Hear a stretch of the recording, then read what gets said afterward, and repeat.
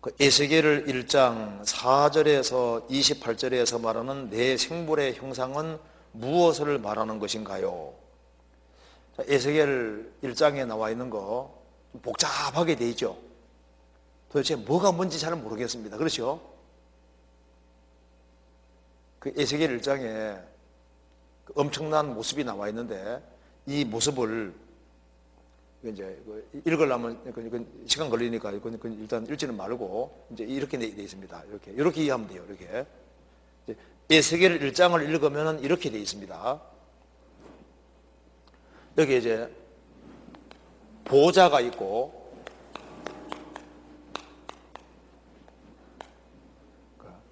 주님의 보좌가 있고 보좌 위에 주님이 앉아 계십니다. 그리고 그 사이에 궁창 하늘이 있고 그 밑에 네 생물이 있는 거예요.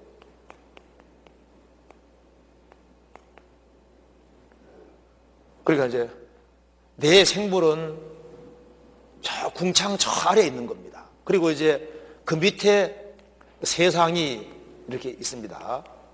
그래서 이제 에스겔 선지자가 1장에서 봤는데 이 네 생물이 그 하나님이 명령하시는 걸 따라서 다 신속하게 움직이는 거예요. 번개처럼 빠르게 쫙 움직이는 겁니다. 근데 이 네 생물이 뭐냐? 성경 답이 나와 있는데요. 이거에 대한 설명이 에스겔 10장에 나와 있는데 이것이 그룹 천사다. 에스겔 1장에서 보이는 그 네 생물은 그룹이다.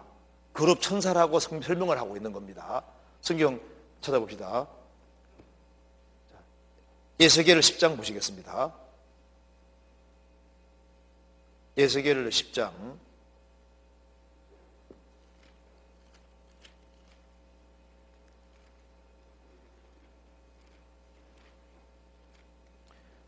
10장 20절.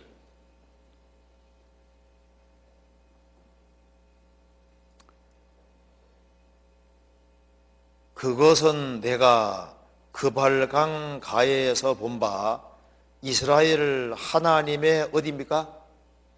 아래죠. 하나님의 아래에 있던 생물이라. 그들이 그룹들인 줄 내가 아니라.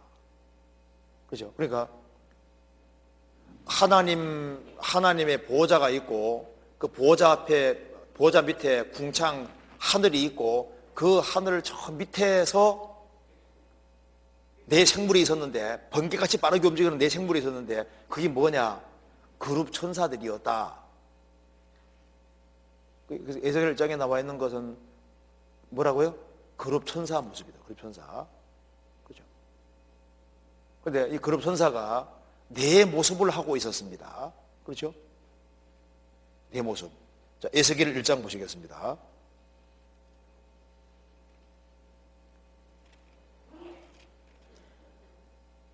자, 10절. 그 얼굴들의 모양은 넷의 앞은 사람의 얼굴이요 넷의 우편은 사자의 얼굴이요 넷의 좌편은 소의 얼굴이요 넷의 뒤는 독수리의 얼굴이니. 그러니까 이 그룹 천사가 네 모습을 지냈는데 사람의 얼굴, 사자 얼굴, 소의 얼굴, 독수리 얼굴. 그러니까 하나님이 지으신 모든 피조물들은 바로 예수 그리스도를 반영하도록 지어졌기 때문에 예수님의 내 모습을 투영하고 있는 겁니다. 그래서 이거 한번 보세요. 자, 예수님이 계시면은 예수님의 내 모습을 설명해 놓은 것이 사복음서잖아요. 그러니까 이제 건물도 사면에서 봐야만 그 건물 모습을 제대로 알 수 있는 것처럼 예수님을 네 각도에서 본 것이 사복음서잖아요. 그래서 이 마태복음은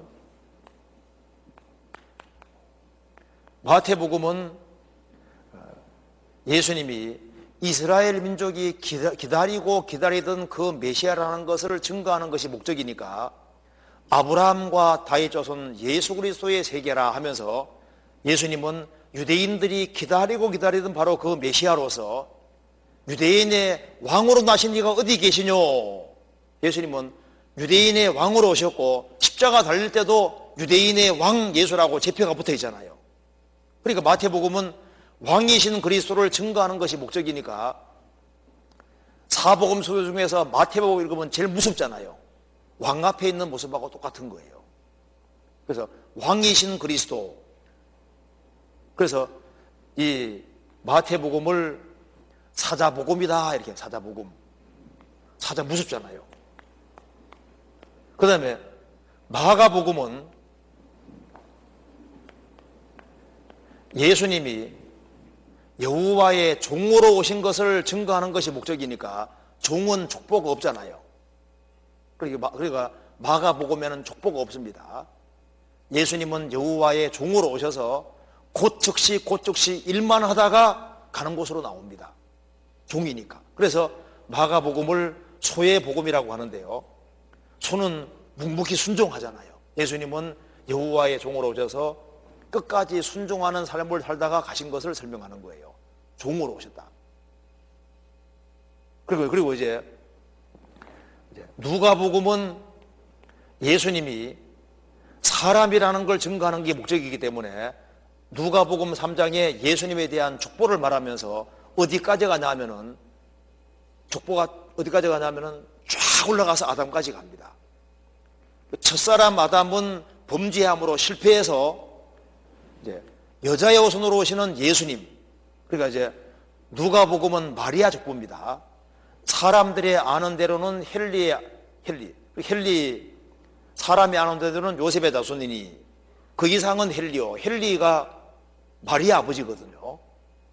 마리아 족보입니다. 그러니까 예수님은 마리아 태를 빌려서 여자의 후손으로 오셔서 아담이 실패한 것을 회복하시는 분이라는 걸 증거하는 게 목적이니까 누가복음을 읽으면 제일 편해요. 가장 인간적이고 제일 편하잖아요. 안 무섭잖아요. 누가복음 제일 안 무섭죠. 안 무서워요. 누가복음은. 예수님은 정말 인정이 많으시고 사랑이 많으시고 예수님은 정말 사람이었다. 그걸 증거하는 게 목적인 겁니다. 그리고 그래서 누가복음은 인자복음, 사람복음입니다. 사람복음. 그리고 이제 요한복음은 예수님이 하나님인 것을 증거하는 것이 목적이니까 요한복음은 시작부터 뭡니까? 태초에 말씀이 계시니라. 이 말씀이 하나님과 함께 계셨으니 이 말씀은 곧 하나님이시니라. 말씀이 육신이 되어.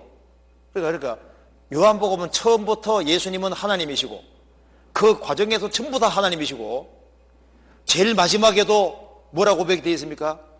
주는 그리스도시요 살아계신 하나님의 아들이시니다. 그거보다 더 뒤에 가서 그건 마태복음 나오고 요한복음 끝에는 도마가 뭐라 했습니까?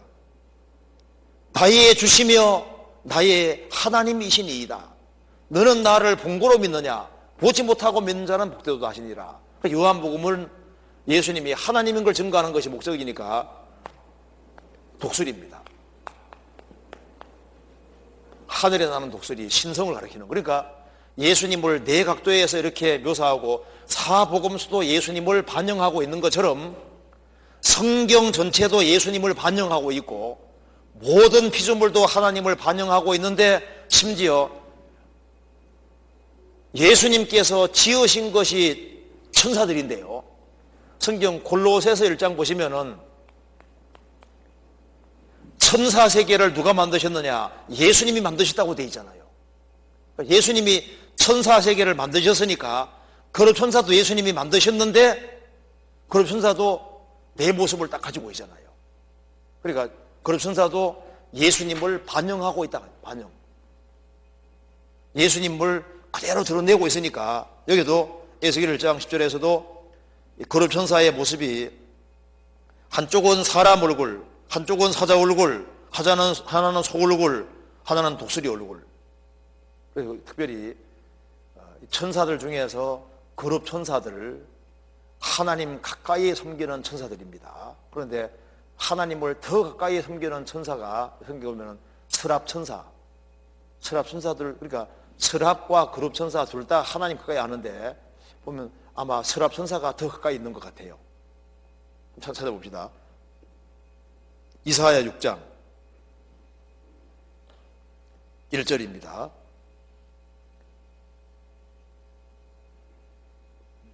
(6장 1절)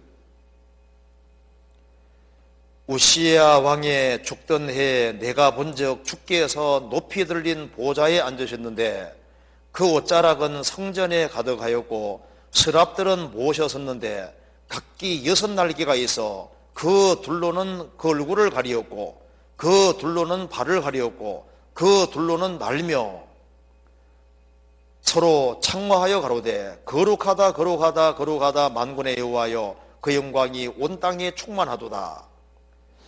자, 주님 보좌 가까이에서 섬기는 서랍 천사들이 여기 나와 있는데 거룩 천사들은 날개가 4인데 여기는 날개가 6이잖아요. 그러니까 거룩 천사하고 서랍 천사는 약간 다릅니다. 그런데 여기 서랍 천사들은 6날개가 있는데 둘로는 얼굴을 가리었다. 겸손한 모습이잖아요. 왕 앞에 얼굴을 바닥에 채드는 사람은 교만한 겁니다. 만왕의 왕 되신 주님 앞에 얼굴을 가리고 있다는 것은 겸손한 모습이잖아요. 둘로는 발을 가리었고, 그러니까 발에는 더러운 게 묻으니까 아주 주님 앞에서 조심하는 모습입니다. 삼가하고 조심하는 모습이고 깨끗한 모습 보이려고 하는 거잖아요. 그리고 둘로는 날며, 날개 퍼득이고 난다는 것이 기뻐한다는 뜻인 겁니다. 주님 앞에서 그렇게 기뻐하는 거예요. 그러니까 주님을 가까이 섬기는 대표적인 천사가 서랍 천사와 그룹 천사인데, 이사야서에서는 그룹 천사, 서랍 천사의 모습을 보여주었고 에스겔서에는 그룹 천사의 모습을 보여주셨다 그 말입니다. 요한계시록 4장에는 서랍 천사의 모습입니다. 날개가 6개라고 되어 있거든요.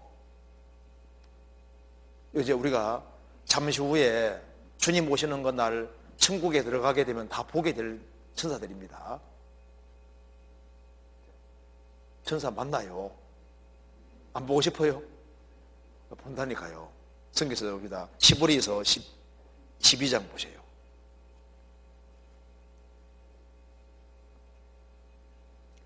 자, 12장 22절.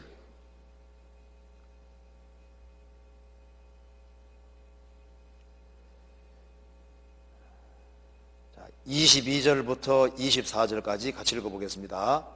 그러나 너희가 이런 곳은 시온산과 살아계신 하나님의 도성인 하늘의 예루살렘과 천만 천사와 하늘에 기록한 장자들의 총회와 교회와 만민의 심판자이신 하나님과 및 온전케 된 의인의 영들과 새 언약의 중보이신 예수와 및 아벨의 피보다 더 낫게 말하는 뿌린 피니라.